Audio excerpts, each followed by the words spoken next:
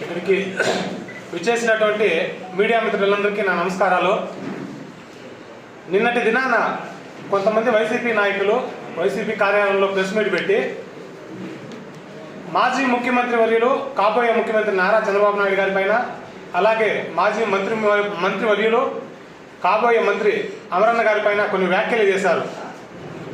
ఆ వ్యాఖ్యల అర్థం ఏమిటంటే 27వ తారీఖు పలమనేరులో ప్రజాగలం సభ విజయవంతం కావడంతో దాన్ని ఓర్చుకోలేని కొంతమంది వైసీపీ నాయకులు వాళ్ళ అక్కసుని ఏ విధంగా వెలగక్కాలో తెలియక మీడియా సమావేశం ఏర్పాటు చేసి వాళ్ళ అక్కసుని వెలగక్కారు.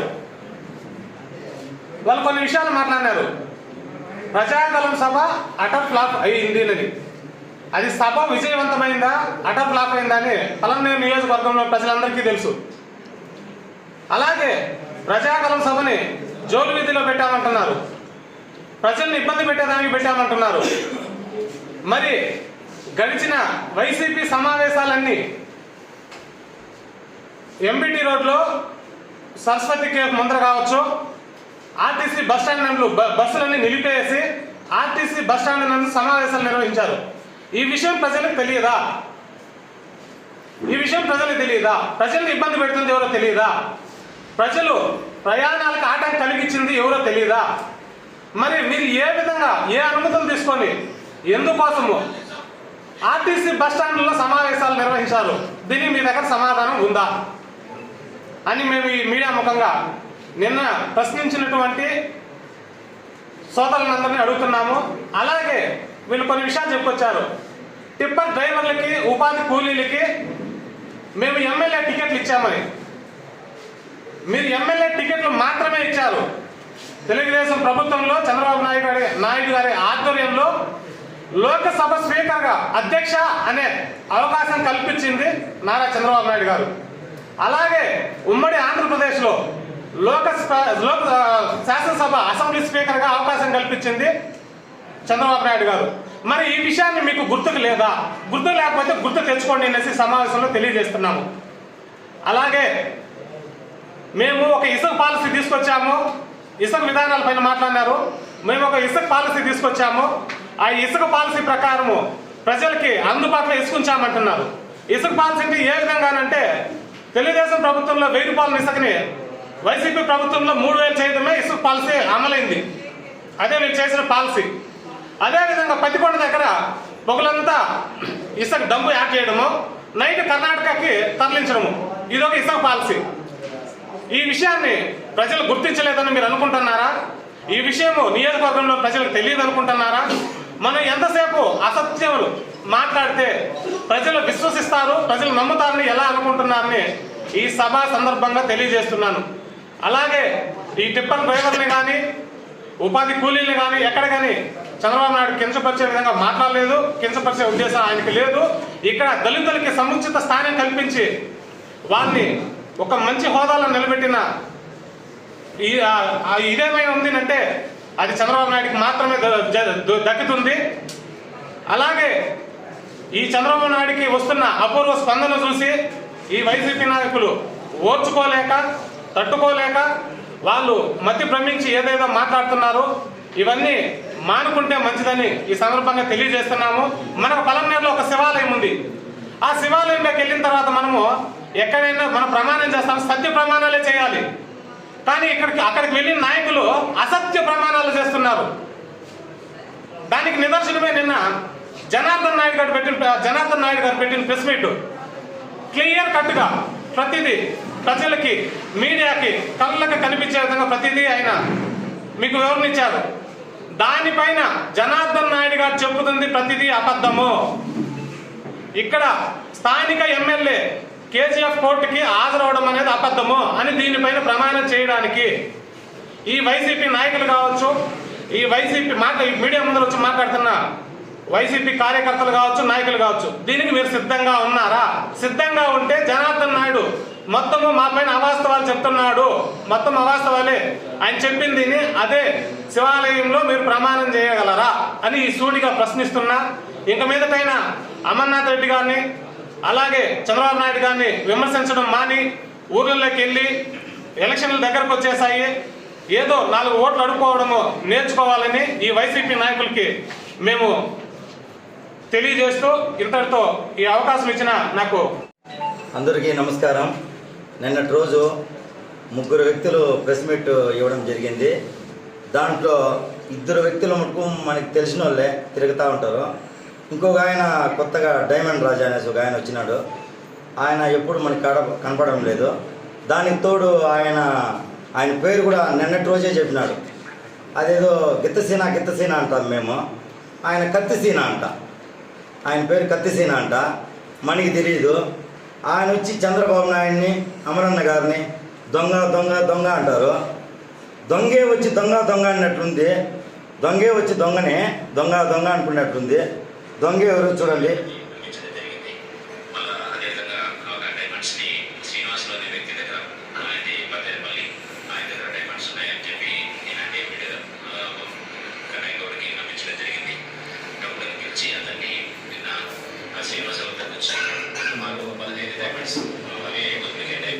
ఇట్లు చంద్రబాబు నాయుడిని వాడు వీడు అనేది, అమరన్న గారిని అనేది ఇది ఎంతవరకు సమంజసం కాదు. మేము చెప్తున్నాము. ఊరికే ఎంతవరకు దొంగలు, వాళ్ళ దొంగలు, వీళ్ళ దొంగలు అంటే మామూలుగా పోలీస్ స్టేషన్ తిరిగిపోయి ఎవరు కమిషన్ తీసుకునేది, చింతమాను తిరిగిపోయి ఎవరు కమిషన్ తీసుకునేది. రెండోది ఏమంటే 27 పథకాలు ఎస్సీలది రద్దు చేసినారు. అప్పుడు ఆడిపోయినావు కత్తిసీన. రెండోది ఎస్సీలని స్తంపి డోర్ డెలివరీ చేసినారు. అప్పుడు ఎక్కడ పోయినావు కత్తిసీన. ఎప్పుడు లేని విధంగా ఇప్పుడు వచ్చి ఎస్సీలంతా టీడీపీకి ఓటయ్యారు, చంద్రబాబు నాయుడుకి ఓటయ్యారు అంటే మీ ఒక్క దీంట్లో మీరే కాదు, మీకెంతో అంత మాకు ఉంటుంది, ప్రతి ఒక్కరికి ఉంటుంది. నోరు అదుపులో పెట్టి మాట్లాడాల్సిందిగా కోరుతున్నాము. రెండోది ఏమంటే 13వ వార్డు కౌన్సిలరు మాజీ మంత్రివర్యులు మా ఎమ్మెల్యే గారి మీద వచ్చి ఆయన 15% అమౌంట్ తీసుకున్నాడు, కమిషన్ తీసుకొని అంటే ఆయన వచ్చి దొంగ ప్రమాణాలు చేస్తే దేవుడి తీరే ప్రమాణం చేస్తాడంటే ఇంకా మనుషులు, నిన్ను నమ్మిన మనుషులు ఎంతవరకు నువ్వు ఉద్ధరిస్తావో అది భగవంతునికే తెలుసు.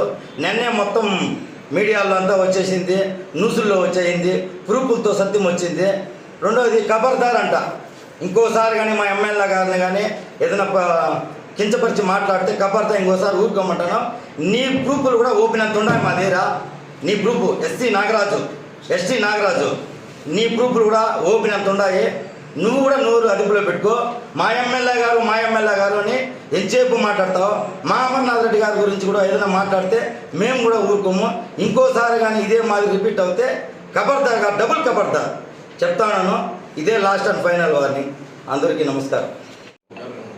నిన్న జరిగిన ప్రెస్ మీట్ మాజీ మార్కెట్ కమిటీ ప్రహ్లాద గారు ఏదో మాట్లాడినారు. మన అమర్నాథ్ రెడ్డి గారి గురించి మాట్లాడుతున్నారు. అతను ఒక చిన్న విషయం గుర్తుపెట్టుకోవాల. ఎస్సీకి న్యాయం చేసిన ఎస్సీల party, BC, SC, ST, BC, minority పార్టీని చెప్పినాడు. అసలు నువ్వు ఎస్సీలకి ఏం చేసినావు? ఎస్టీలకు నువ్వేం చేసినావు? అసలు నువ్వు కూడా మాట్లాడతావు ఎస్సీల గురించి.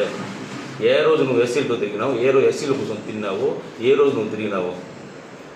అస్సలు నీకు మాట్లాడే అర్హతే లేదు. ఎస్సీల గురించి మాట్లాడితే నీకు అర్హతే లేదు. ఈ రోజు వరకు కూడా మార్కెట్ కమిటీ ఒక చైర్మన్ గారిని మూస్తే డబ్బుల కోసము, పదవుల కోసము నీ సొంత విచ్చలవిడిగా అమ్ముకొని ఈరోజు నువ్వు సొత్తు చేసుకొని నువ్వు కూడా ఎస్సీల గురించి మాట్లాడతావు. నిన్నెవరు మా ఎస్సీ కూడా నిన్నెవరు మా ఊళ్ళు ఎవరు అనుకోలే. అసలు నువ్వు పెద్ద నాయకుడు అనుకున్నావు, కానీ నిన్నెవరు మా ఎస్సీలో మా నాయకుడు, మా దళిత నాయకుడు అనుకోలేదు. నువ్వు అంబేద్కర్ గారిని వాడుకుంటా ఉన్నావు.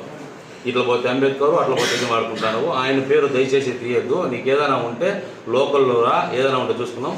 అక్కడ మళ్ళీ జగన్మోహన్ రెడ్డి గారు మళ్ళీ గెలుస్తారు, మళ్ళీ ఇది చేస్తారంటావు. నువ్వు ఫస్ట్ అత్తగారిళ్ళు గెలు, అమ్మగారిళ్ళు గెలు, మళ్ళీ ఏమంటే మాట్లాడతావు. మాజీ మినిస్టర్ గురించి మాట్లాడే అదంతా నీకు లేదు. నువ్వు గుర్తు తెచ్చుకో. ఫస్ట్ అమ్మగారిళ్ళు, అత్తగారిళ్ళు గెలి. నీ పంచాయతీలోనే నీ మా పవర్ ఏందో చూపించిన వ్యక్తి అమర్నాథ్ రెడ్డి గారు.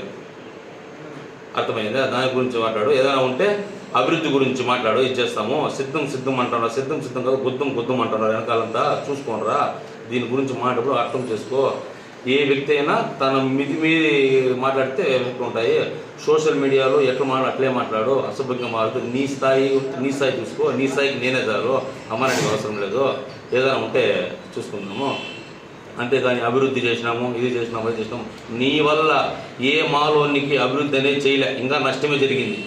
మమ్మల్ని అడ్డం పెట్టుకొని మమ్మల్ని ఇచ్చేసుకొని నువ్వు ఇచ్చేసినావు. కానీ మార్కెట్ కమిటీలో ఈ రోజు నీ స్థాయికి ఏ ఎస్సీ నాయకునికి ఉద్యోగం ఇచ్చినావు, ఏ ఎస్సీ నాయకునికి ఇచ్చేసినావు, ఏ బీసీకి ఇచ్చినావు, ఏ మైనార్టీకి ఇచ్చినావు? నువ్వు ఏమీ లేదు. మాలోని వాడుకున్నావు.